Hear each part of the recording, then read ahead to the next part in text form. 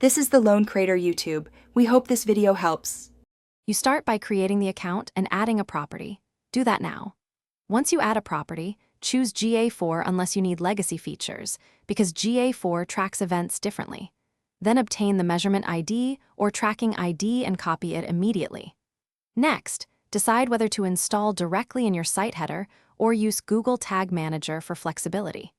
Make sure to set correct time zone and currency so reports align with business data. These affect attribution and conversion windows.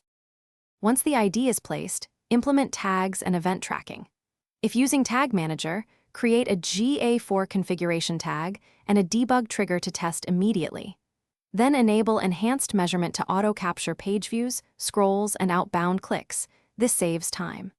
After that, add custom events for key actions like form submitted or purchase. Map event names to conversion toggles so they record revenue. Make sure to use consistent parameter names and lowercase formatting. Consistency prevents fragment. You finish by validating and configuring reports. Open real-time and debug view to confirm events arrive within seconds, then mark key events as conversions and build audiences. Once done, adjust attribution settings and link to Google Ads or BigQuery for deeper analysis. Finally, schedule regular exports and custom reports for stakeholders. If data stops arriving, first check tag placement and firing, then review filters, consent settings, and ad blockers. These are the most common causes of missing hits. Thanks for watching. Consider subscribing if we helped you.